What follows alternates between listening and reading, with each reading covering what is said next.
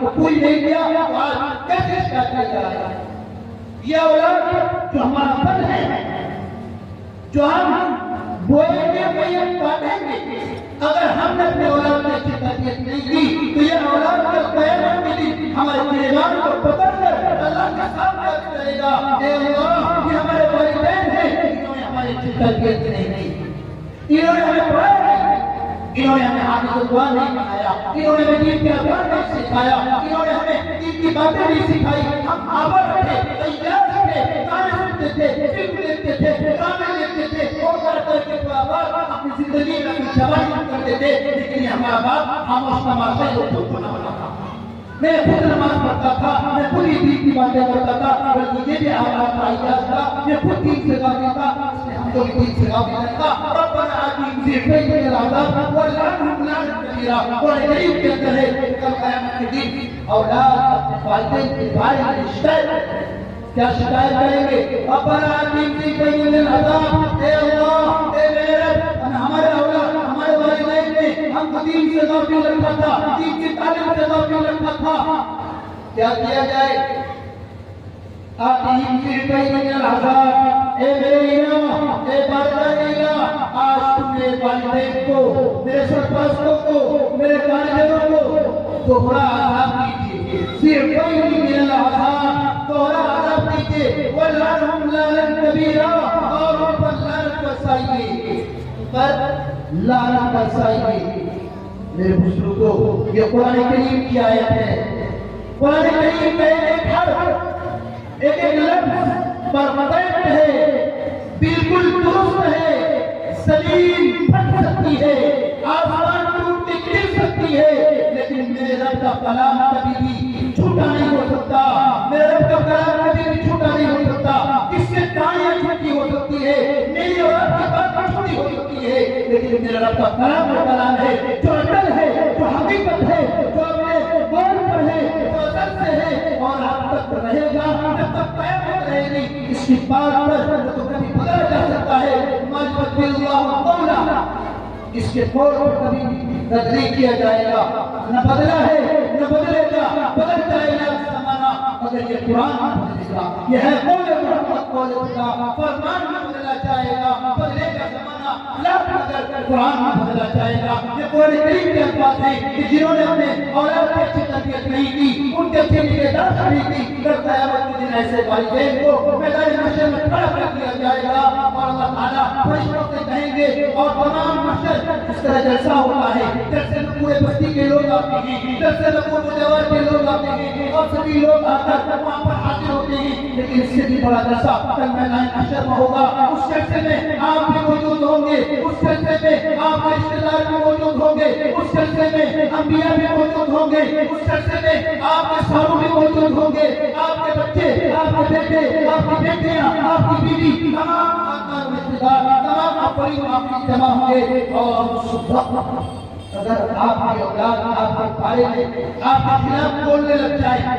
ارے انسان ہو، پنچایت بھی ہو، کوئی کچہری ہو، اگر اس میں اولاد اپنے باپ کے خلاف بولنے لگے تو باپ کا سر جھک جاتا ہے. تب قیامت کے دن میدان محشر میں اگر اولاد تمہارے خلاف بولنے لگے تو اولاد کی تربیت کرنے والوں سوچو اپنی زندگی کے بارے میں. جنہوں نے اپنے اولاد کی تربیت نہیں کی، اپنے اولاد کو بے اولاد کی اور چھوڑ رکھا ہے. ہماری معاشرے کی آج حالت دیکھیے، صورتحال دیکھیے ہمارے معاشرے کو. آج ہمارے بچوں نے، ہمارے نوجوانوں نے اتنا پراگندہ اور گندہ کیا ہے کہ ہماری تہذیب اور سلیقہ ہمارے معاشرے بگڑتی جا رہی ہے. اسے ہمارے اولاد کی وجہ سے ہم نے اپنے اولادوں کے اچھی تربیت نہیں کی. اس کا نتیجہ ہے کہ آج پورے دن ہمیں دیکھنے پڑتے ہیں ہمارا معاشرہ تہذیب. اور اس سے بھی بڑی بات یاد رکھیے، ایک فتنہ، ایک وبا سورجا پوری کمیڈی کے نام سے آتا ہے، جو فیس بک میں، یوٹیوب میں، واٹس ایپ میں اور سوشل میڈیا میں ہنگامہ برپا کیے ہوئے ہے. سورجا پوری کامیڈی. اور یہ کامیڈی کیسے ہوتی ہے معلوم ہے؟ جو لوگ دیکھتے ہوں گے ان کو معلوم ہوگا. طرح طرح کی ہوئی، طرح طرح کی فحاشی، طرح طرح کی ننگا ناچ، طرح طرح کی بد تہذیبی गंदे खुराफात उसके अंदर दिखाए जाते हैं, कराए जाते हैं। और इसका गलत नतीजा, बुरा असर क्या है कि हमने अपने घरों में बड़ा स्क्रीन टच मोबाइल ले रखा है। स्क्रीन टच मोबाइल से नुकसान तो नफा भी है, लेकिन उससे ज्यादा नुकसान है।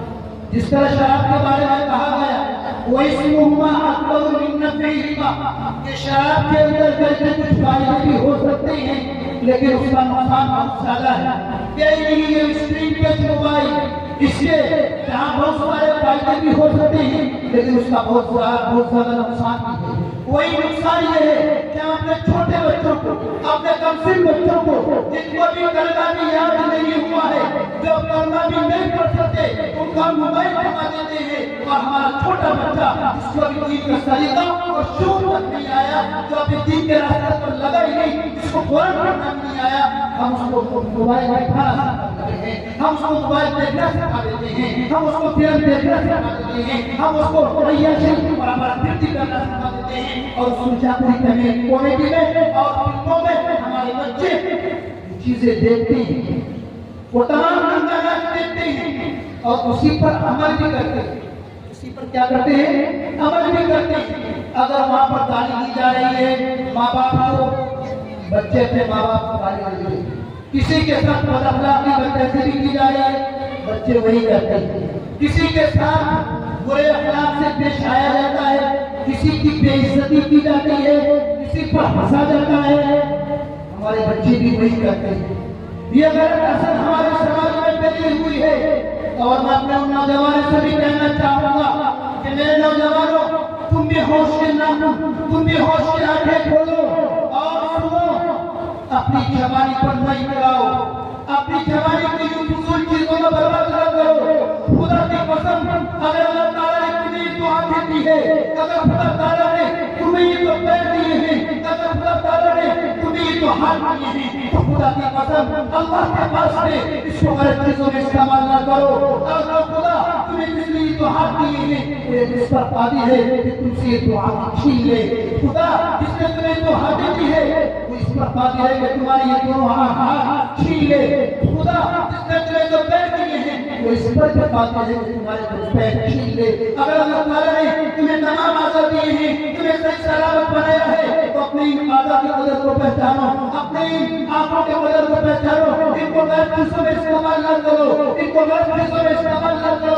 अगर तुमने ऐसा किया, कहीं ऐसा न हो कि आज मुझसे अंधे हैं, जिनकी आंखें, जिनकी बीनाई सब कर ली गई, आज मुझसे लंगड़े हैं, जिसकी पैरों की ताकत छीन ली गई, आज मुझसे अपाहिज हैं, जिनके हाथों अल्लाह ताला ने जिनके हाथों से उनकी ताकत छीन ली।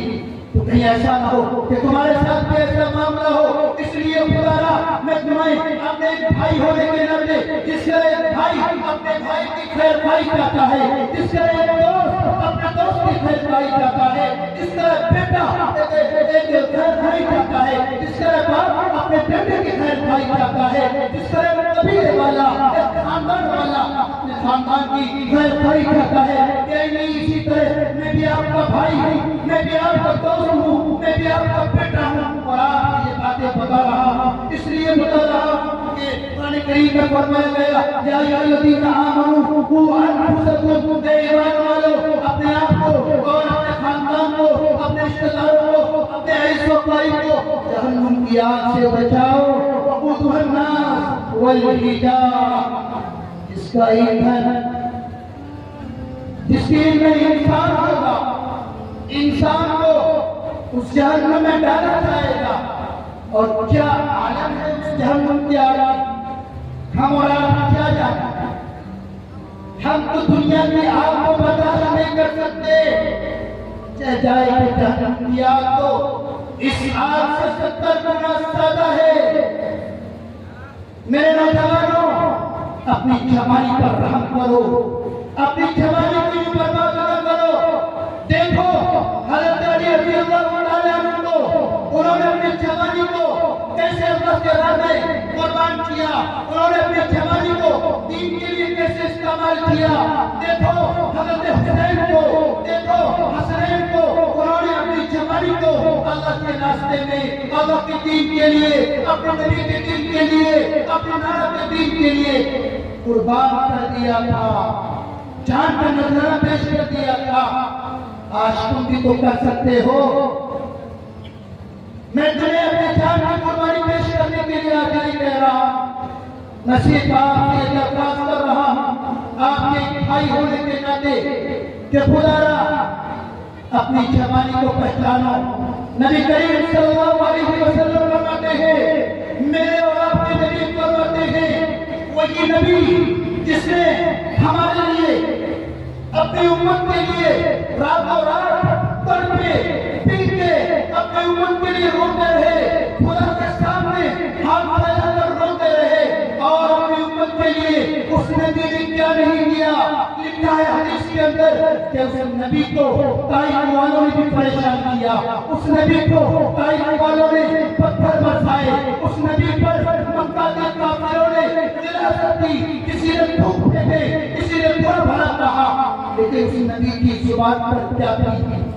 ہمیشہ یہی الفاظ تھے، میری امت، میری امت، امتی، امتی۔ اور اس نبی نے ہمیں اپنے جاتے ہوئے، جب میرے نبی کے جانے کا وقت قریب تھا، اس وقت حضور اکرم صلی اللہ علیہ وسلم نے ایک لمبی چوڑی خطبہ دی، اور اس خطبے میں یہ فرمایا، اے لوگو، ترکت فیکم امرین، میں تمہارے سامنے دو چیزیں چھوڑ کے جا رہا ہوں، تمہارے سامنے دو چیزیں چھوڑ کے جا رہا ہوں، لن تضلوا، تم کبھی بھی گمراہ نہیں ہوگے، رائے راست سے نہیں بھٹکو گے، ما تمسکتم بہما، جب تک تم اس کتاب کو، ان چیزوں کو مضبوطی سے پکڑے رہو، چاہے وہ دو چیز کتاب اللہ، حدیث کے انداز میں آپ سے نقل کر رہا ہوں، کتاب اللہ، کہ وہ دو چیز، اس میں سے پہلی چیز ہے کتاب اللہ، اللہ کی کتاب۔ اللہ کی کتاب کیا ہے؟ کون سی اللہ کی کتاب آپ بتائیں تو؟ اللہ کی کتاب کا نام کیا ہے؟ بتائیے، کوئی بتائیے اللہ کی کتاب کا نام کیا ہے؟ قرآن کریم، کتاب اللہ اسی کو کہتے ہیں، کلام اللہ اسی کو کہتے ہیں۔ کیا ہم اس کتاب سے واقف ہیں؟ واقف سے دور کی بات ہے، آپ کو پڑھتے ہیں اس مجمع میں، اور اس مجمع میں ہی نہیں بلکہ جہاں تک میری آواز پہنچ رہی ہے، بہت سے لوگ ایسے بھی ہوں گے جو اس کتاب کے نام سے ناواقف ہوں گے، اور بہت سے لوگ ایسے بھی ہوں گے جنہوں نے اس کتاب کو اٹھا کر نہیں دیکھا، جنہوں نے مہینہ گزر گئے اس کتاب کو چھو کر نہیں دیکھا، اپنے موبائل کو سبھی چکے ہیں، دن بھر میں سینکڑوں دفعہ اپنے موبائل کے اسکرین کو ٹچ کرتے ہیں، لیکن کیا آپ نے مہینہ بھر کے اندر کتاب کو پڑھ کر دیکھا؟ قرآن کریم کو پڑھ کر دیکھا؟ قرآن کریم پکار پکار کر کہتی ہے، اے اللہ کے بندو مجھے بھی تو کھول کر دیکھو۔ قرآن کریم کہتی ہے، کتابوں میں سجایا جاتا ہوں، پڑھ پڑھ کے سنایا جاتا ہوں۔ قرآن کریم کی حالت یہ ہے کہ قرآن کریم کتابوں میں رکھے ہوئے ہیں، لیکن پڑھنے کی کسی کی ہمت نہیں ہوتی، پڑھنے کی کسی کی طاقت نہیں ہوتی، سب پڑھنے پڑے ہوئے ہیں، اور اگر پڑھنے کی طاقت ہمت کبھی ہوتی ہے، اس وقت ہوتی ہے پڑھ پڑھ کے سنایا جاتا ہے، جب کسی کا انتقال ہو جاتا ہے لوگ کہتے ہیں قرآن کریم پڑھ لیا جائے، کسی کی یہاں کوئی میلاد ہوتی ہے کہتے ہیں قل ہو اللہ پڑھ لیجیے، چاروں قل پڑھ لیجیے، بس یہی تک پڑھنے پر محدود ہے، اور اس سے آگے پڑھنے کی نہ سیکھنے کی کوشش کرتے ہیں، نہ جاننے کی کوشش کرتے ہیں، اور نہ اپنے اولاد کو پڑھانے کی کوشش کرتے ہیں۔ ہم خود اس کتاب سے دور ہیں، ہمارا عقیدہ ہے ہم قرآن کو مانتے ہیں، لیکن قرآن کو مان کر ہم اس پر عمل نہیں کرتے، قرآن کو مان کر ہم بدعملی کرتے ہیں، گناہ کرتے ہیں، قرآن کو مانتے ہیں سود کھاتے ہیں، قرآن کو مانتے ہیں نماز چھوڑتے ہیں، قرآن کو مانتے ہیں لیکن حرام کاروبار کرتے ہیں، قرآن کو مانتے ہیں لیکن عیاشی آبادی کرتے ہیں، اور اس سے بڑھ کر اپنے آخرت کی ذات سے غافل ہیں۔ بابا کی تقریر کو ختم کرتا ہوں، کیونکہ اس کے بعد حضرت مولانا مفتی انعام الحق صاحب بھی ہمیں ان سے بھی سننا ہے۔ تو 2 منٹ اور میں اپنی بات کو میں کہہ رہا تھا کہ قرآن کریم کو مانتے ہوئے ہم اپنی زندگی میں اس پر عمل کرنے کی کوشش نہیں کرتے، اور قرآن کریم سے ہم دور ہیں تو اپنی زندگی کے اندر لانے کی کوشش کرتے ہیں۔ میرے بزرگوں ایک پیغام چاہیے، جب یہ شعبان کا مہینہ داخل ہو چکا ہے اور اس کے بعد رمضان کا مہینہ ہے، اور اس رمضان کے مہینے میں یاد رکھیے قرآن کریم کا نزول ہوا ہے۔ اب نازل ہوئی قرآن کریم رمضان کے مہینے میں، انزل شہر رمضان الذی انزل فیہ القرآن، رمضان کے مہینے میں قرآن کریم نازل کی گئی۔ میں آپ سے یہ ریکویسٹ کر کے جانا چاہتا ہوں، یہ پیغام آپ کے کانوں میں ڈال کر جانا چاہتا ہوں کہ لوگوں اس قرآن سے واقف نہ ہو، اس قرآن کریم کو اپنے سینے سے لگاؤ، اس قرآن کریم سے محبت کرو، اس قرآن کریم کے پڑھانے والوں سے محبت کرو، اس قرآن کریم کے پڑھانے والوں سے محبت کرو، اس قرآن کریم کے پڑھنے والوں سے محبت کرو، اس قرآن کریم کے پڑھانے والوں سے محبت کرو، اس قرآن کریم کے بیان کرنے والے اور اس کو عملی جامہ پہنانے والے لوگوں سے محبت کرو، کیونکہ اگر ہم قرآن کریم کو پڑھنا نہیں چاہتے، ہمارے دل کے اندر طلب ہے سیکھنے کی، ہم علماء سے محبت کریں گے، قرآن کریم کے پڑھنے والے سے محبت کریں گے، تو خدا کی قسم مجھے امید نہیں کہ اللہ تعالیٰ آپ کو بیڑا ہو سکتا ہے اس محبت کی وجہ سے، اس قرآن کی برکت کی وجہ سے قیامت کے دن آپ کا بیڑا پار کر دے۔ کیا ہم محبت کریں گے قرآن والوں سے؟ انشاءاللہ محبت کریں گے قرآن والوں سے، انشاءاللہ قرآن والوں سے محبت کریں گے اور قرآن کریم کو اپنی زندگی کے اندر اتارنے کی کوشش کریں گے، اور ہم نے اپنی زندگی کو غفلت میں، سستی میں، پرواہی میں، لاپرواہی میں گزاری، ہم انشاءاللہ آئندہ ایسا نہیں کریں گے، اور انشاءاللہ اب رمضان کا مہینہ آ رہا ہے، اس سے پہلے ہم رمضان کی تیاری کریں گے، اس لیے کہ اللہ کے نبی نے فرمایا، اللہ کے نبی کا یہ عمل تھا صلی اللہ علیہ وسلم شعبان کے مہینے میں عبادت کا خوب اہتمام۔ یہ صحابہ کا عمل، صحابہ کرام کون ہیں؟ سب سے مقدس کیوں، سب سے پیور مسلمانوں میں سب سے پیور اور قریب جس جماعت کو کہا جاتا ہے وہ صحابہ کرام کی جماعت ہے، اور اس صحابہ کرام کی جماعت میں بہت سے ایسے صحابہ بھی گزرے ہیں جن کے بارے میں اللہ کے نبی صلی اللہ علیہ وسلم نے دنیا میں جنت کی بشارت دی۔ کیوں بشارت دی؟ اس لیے کہ وہ قرآن کریم کو مضبوطی سے تھامے ہوئے تھے، قرآن کریم کو اپنے عملی زندگی کے اندر لائے ہوئے تھے، اور جنہوں نے قرآن کریم کو اس زندگی میں نہیں لایا، اپنانے کی کوشش نہیں کی، تب کیا عالم ہوا؟ فارون کو دیکھ لیجیے، فرعون کو دیکھ لیجیے، فرعون کو بھی دیکھ لیجیے، کیا حشر ہوا اس کا حشر کیا ہوا؟ ان قارون کان من قوم موسیٰ فبغى علیہ، قارون کو دنیا کی سلطنت دی گئی، مال و دولت دی گئی، اتنی مال و دولت دی گئی، اتنی مال و دولت دی گئی، کتابوں میں لکھا ہے کہ کئی ہزار اونٹوں میں، کئی ہزار گدھوں پر اس کی جو کاروبار کی چابیاں ہوتی تھی وہ لگ کر جایا کرتی تھی۔ اتنی بڑی سلطنت، اتنی بڑی مال و دولت اور اسباب و سرکو مالک تھا، لیکن کیا ہوا جب اس نے سرکشی کی، قرآن کے احکام کو نہیں مانا، نبی کے اس وقت کے نبی کو بات کو نہیں مانا، کیا ہوا؟ فَخَسَفْنَا بِهِ وَبِدَارِهِ الْأَرْضَ، اللہ تعالیٰ نے اس کو زمین میں دھسایا اور ایسا دھسایا کہ آج تک وہ دھستا ہوا جا رہا ہے۔ اسی طرح فرعون کو دیکھ لیجیے، جب اس نے نہیں مانا، تکبر کی، حکومت پر فرعون کو بھی نشا، ظلم پر وہ ظلم ڈھاتا رہا، جب ڈوبا سمندر میں تو کہنے لگا ایسی حکومت کے پانے سے کیا پائے گا؟ آپ غفلت میں سوئے ہوئے مومنوں، اے شریعت پڑھانے سے کیا پائے گا؟ آنکھیں کھولو، اٹھو یا ترقو کرو، عمری یوہی گوانے سے کیا پائے گا؟ اس شعر کے ساتھ میں اپنی تقریر کو ختم کرتا ہوں کہ سبق پھر پڑھ عدالت کا، صداقت کا لیا جائے گا تم سے، امتحان دنیا کی امامت کا آمین وآخر دعوانا الحمدللہ رب العالمین رات رہی ملاقات باقی انشاءاللہ پھر ہوگی انشاءاللہ پھر ہوگی آپ تمام سے دعا کی درخواست کی جاتی ہے اللہ تعالیٰ جو باتیں کہی گئی ہے اس پر مجھے بھی عمل کرنے کی توفیق عطا فرمائے